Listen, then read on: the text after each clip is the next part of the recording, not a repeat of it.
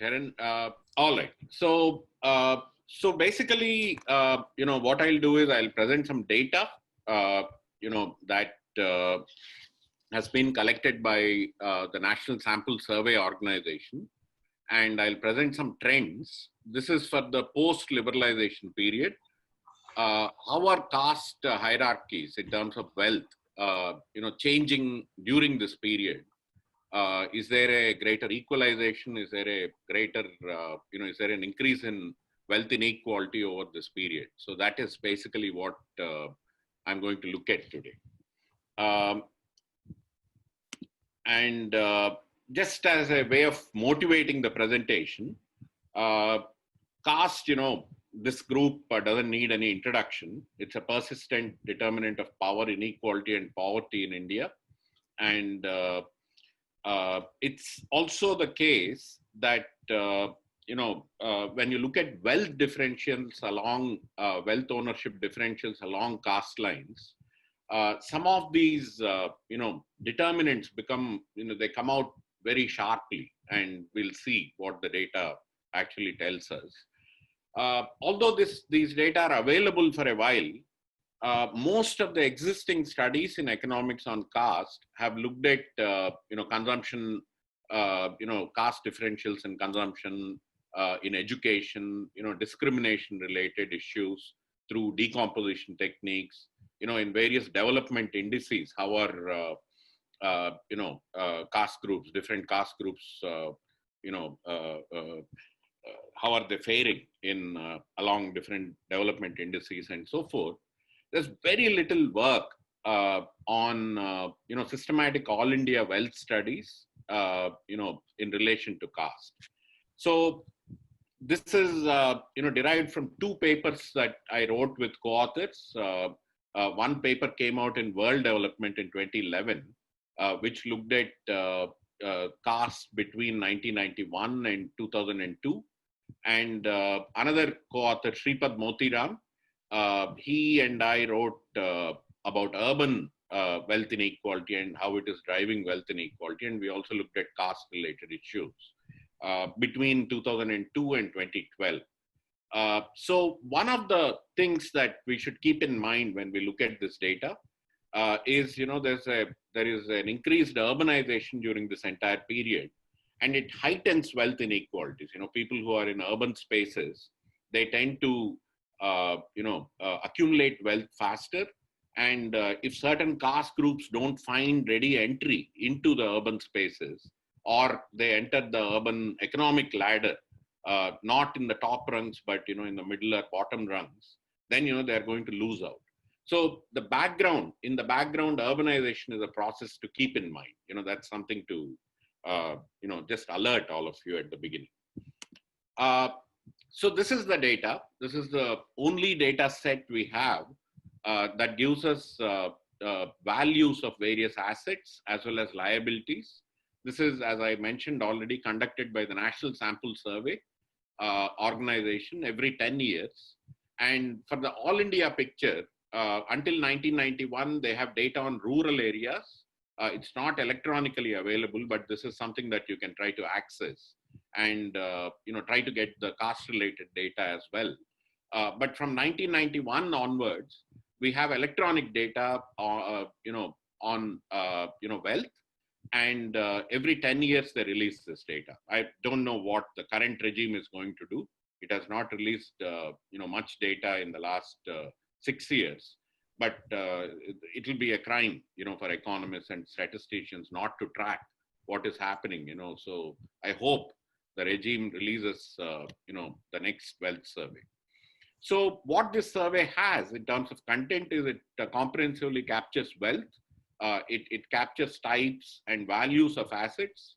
It also captures liabilities and various demographic characteristics, including, education, age, social group. And until 2002, they even had occupational data using which we could generate a class analysis of wealth. In 2012, this was under UPA 2. They stopped collecting data on occupations, which is extremely strange. In 2011, in fact, our paper looked at both caste and occupation very closely. But you can't do that now because they stopped collecting that data. And in terms of the limitations of the data, I think there is a very clear underrepresentation of wealth among the top wealthy groups, among the wealthiest groups, and this is true of most household surveys. But in this context, what it also translates is there's an underestimation of upper caste wealth, so-called upper caste wealth, and so you will see that inequality is clearly visible, but it's understated. The actual inequality is higher than what I'm going to show you because of this underestimation. Because the top 1%, top 2% wealth data are very hard to collect. They don't respond to questionnaires, and they also don't allow sometimes surveyors to come in and respond to questions. All right, so this is the data. This is the survey. The first data point is 91-92. The second data point is 2002-3, and the third data point is 2012-13. Wealth or net worth is defined as total assets like land or buildings minus liabilities. Liability is mainly what debt you have, right? So when you look at a household and you want to look at net worth or net wealth, it's assets minus liabilities. And the unit of analysis is the household, which is adjusted for household size. Thereby we produce wealth. All the figures that you will see are for per capita wealth. So basically we look at household wealth adjusted for household size. So we get per capita household wealth. So these are all, important things to keep in mind when we look at the numbers. And in terms of the caste groups that are available, this survey, has broad categories. Until 1991, they collected data on 3 caste categories: scheduled caste, scheduled tribes, and everyone else. This would include not just OBCs and Hindu other castes, the so-called upper caste, or other religions. So we didn't have the data until 91. But in 2002 and 2012, we have more detailed data. This everyone else category now can be split into other backward classes. So OBCs are part of the data collection now, and Hindu other castes can be separated from the OBCs, and you also have non-Hindus. So some of the tables that I'm going to present for 2002 and 2012 will capture the entire range or entire complexity. All right. So just looking at the entire wealth inequality in India, during this entire period, in rural areas, in urban areas, and in the whole country. What if you look at the total assets, this is basically without including the liabilities. What you see is between 91 and 2002, the first decade after economic reforms were introduced, in rural areas, there's a slight increase in wealth inequality. But if you look at the period 2002 to 2012, there is a jump, right? Whether you take total assets or you take net worth. So in the second decade after economic reforms were introduced, the effects, of market-oriented reforms began to show in a very perceptible way. In urban areas, again, between 91 and 2002, there's a slight dip in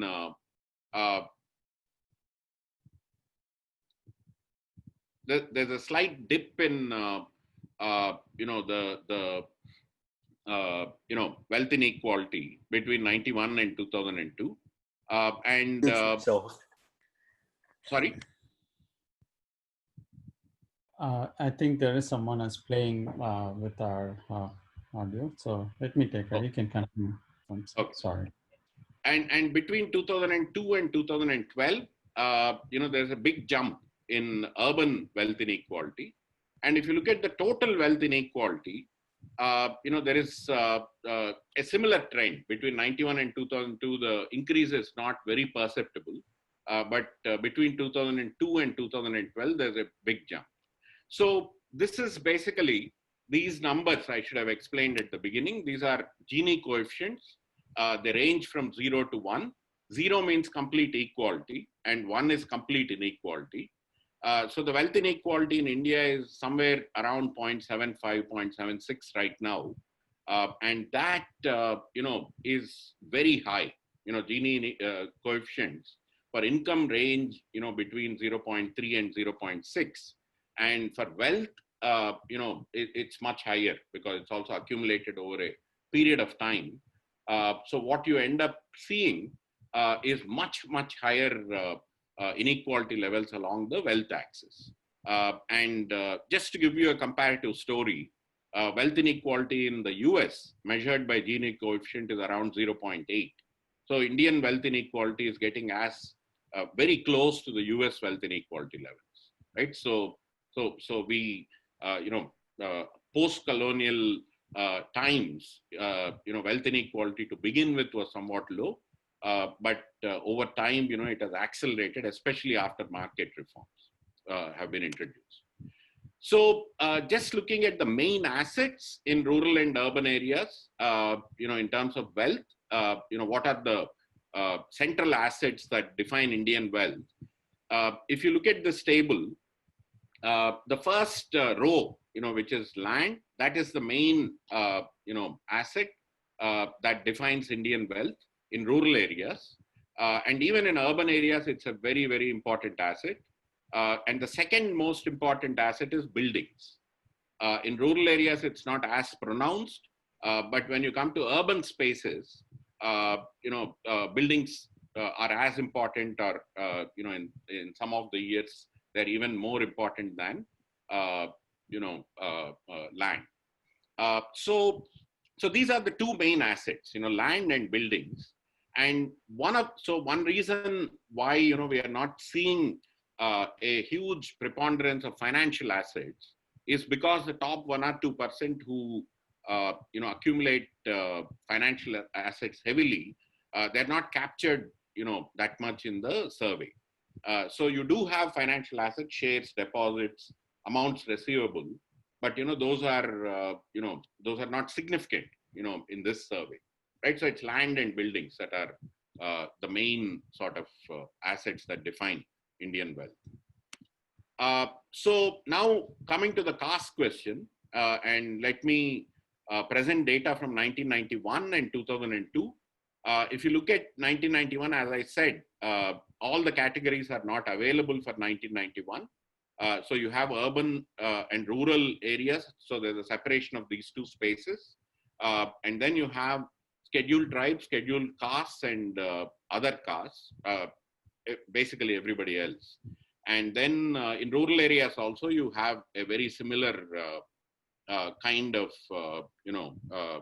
classification. And so what we see, in the columns is, I gave the population share, and then I gave the wealth share of each of these groups. And then I gave a ratio of wealth share over population share. And when this ratio is less than 1, it means that, the particular group doesn't have as much wealth as the share of its population. So if you look at urban scheduled tribes, the wealth over population share in 1991 is 0.71. Urban scheduled castes, it's 0.55. In fact, they're much lower than urban scheduled tribes. But if you look at all the others, this ratio is higher than 1, which basically means that wealth share of this group is higher than their population share. And similarly, if you look at the rural areas in 1991, the scheduled tribes in rural areas have a share that is lower than their population share. It's 0.44. And rural scheduled castes, have 0.42. This is in fact the least wealthy of all the groups in the entire country. And rural other, basically everybody else, they have a slightly higher wealth share than their population share. Now, when we come to, 2002 to, When we come to the year 2002, what you actually see is something interesting. Basically, trying to look at the data here. So I have wealth share over population share for 2002, which is, basically the sixth column here. And then I show something called the change, between 1991 and 2002. So what is interesting is, if you look at urban spaces, urban scheduled tribes improve in the first decade, according to this survey. And urban scheduled castes also improved somewhat. And even other castes improved. But if you look at the rural areas, rural scheduled tribes, there's a very marginal improvement. But rural scheduled castes and rural other castes, they actually witnessed a decline in their that ratio of wealth share and population share, which basically means, they were better off in 91 relative to the other groups compared to 2002. So this, and the important thing to note here is a majority of scheduled castes and scheduled tribes live in rural areas. They lived in rural areas in 2002.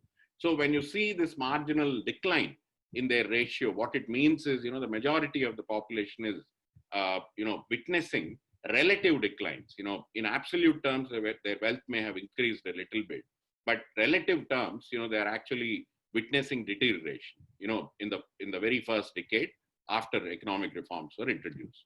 But urban spaces, it's a different story. And this was the time when, there was a lot of debate on whether market reforms are good for Dalits, good for, scheduled tribes, people from, the scheduled tribes as defined in the Indian Constitution. And so there were two sides to the debate, and it was quite an intense debate.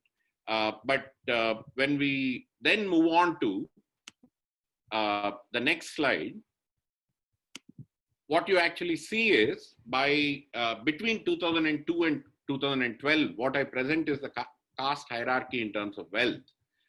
And now we have the entire range. You have OBCs, you have, urban. So this is Hindu other castes. I've taken out the non-Hindu population because it's very polarized. Muslims are very poor, but I'll show the Muslim figures as well a little later. So if you look at 2002 in terms of the average, which is I've taken median here, and I've taken the wealth level of the rural scheduled caste as 1. I've basically made it 1, and then computed the ratio for all the other groups or communities. So the bottommost group in the entire country in terms of wealth is rural scheduled caste, and the wealthiest group is urban, other castes from Hindus. And the range between these two is, urban Hindus, other caste Hindus, have 4.3 times wealth as the rural scheduled castes, according to this survey. In reality, it could be even higher. How much higher, we don't know, given the fact that there is no data available. And if you look at what happens between 2002 and 2012, this ratio goes up even more. So urban Hindu other castes, they have, their ratio is now 5.47. So relative to rural scheduled castes, urban, other caste Hindus have gained a lot more in the second decade after reforms. And if we look at the second wealthiest community, it's rural other caste Hindus. So after urban other caste Hindus, it's rural other caste Hindus. Then you have OBCs in urban spaces and OBCs in rural spaces. So that's the hierarchy. Other castes and then OBCs, but urban is higher than rural. And then you have urban scheduled tribes, which is actually a small proportion. So, I think it's not very well sampled. Some of the wealth surveys don't capture the scheduled caste living in cities very well. I was looking at the Delhi data, for instance. They report, very, a really negligible number of scheduled tribes, and it's not believable. That number is not believable. But if you look at the bottom 4 groups in this hierarchy, it's urban scheduled tribes, urban scheduled castes, rural scheduled tribes, and rural scheduled castes. And there's a little bit of switch between these 2 years, between rural scheduled tribes and rural scheduled castes in terms of the rank. I've also shown how this ratio has moved, but this is the hierarchy, and that is how it has moved in the second decade after reforms. And the two major assets, I already mentioned that land and buildings are the two major assets in 2012. So I decided to show the similar kind of caste hierarchy in land and buildings. Once again, in land value, the highest performing wealth group is the rural Hindu other castes, and then the lowest group is rural scheduled castes. But at the same time, you also have urban other caste Hindus doing very well, almost comparable to the rural elites, basically caste elites.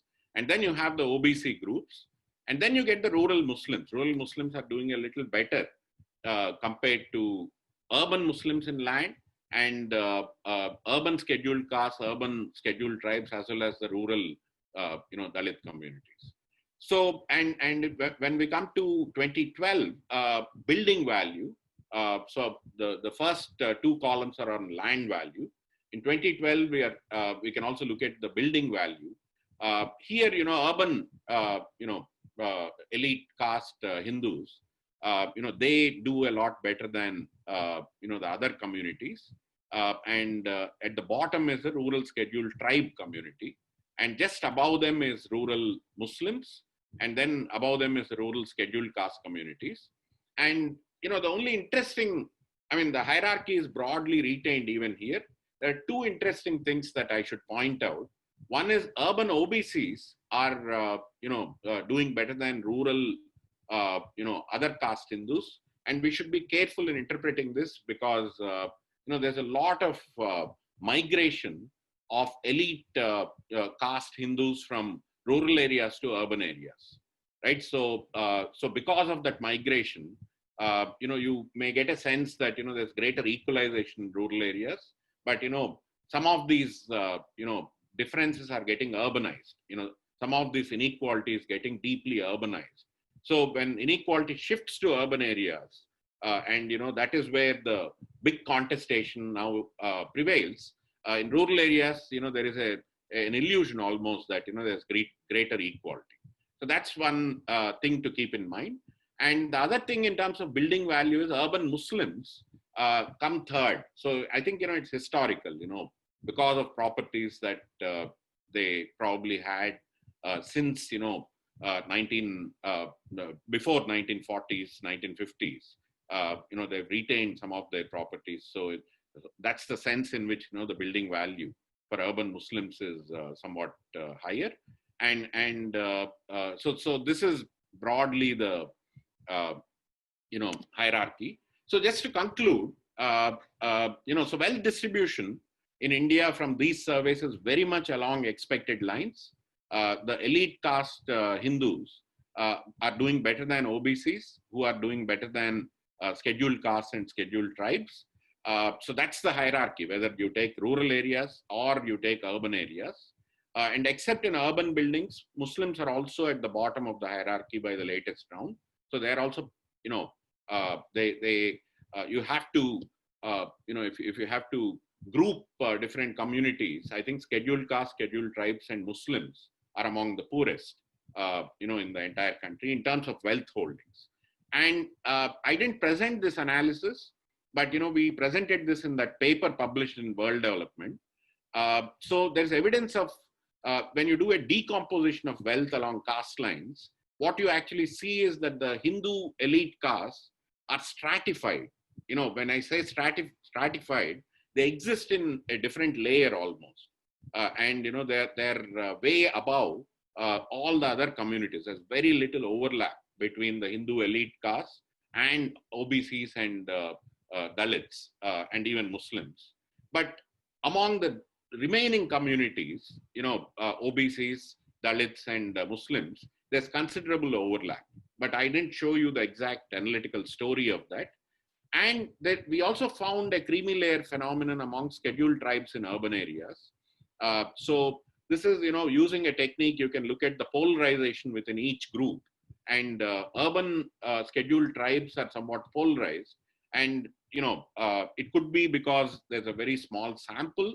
I already mentioned that, sample is not large enough. It could be due to, the particular people that they sampled in the survey. Maybe they went to the slightly better off scheduled tribes and found a few poor scheduled tribes in urban spaces. But at least the data captures a creamy layer phenomenon. So just to conclude, I think, the debate that happened, between 91 and 2002 about whether market reforms would benefit Dalits, I think that debate, by the time the 2012 survey was conducted and, we have the data now, I think now the debate is, not so intense anymore, because I think, market reforms have tended to benefit, elite Hindu castes rather than Dalit castes. And I think that is basically the broader story that, that comes out of this entire narrative. Thank you.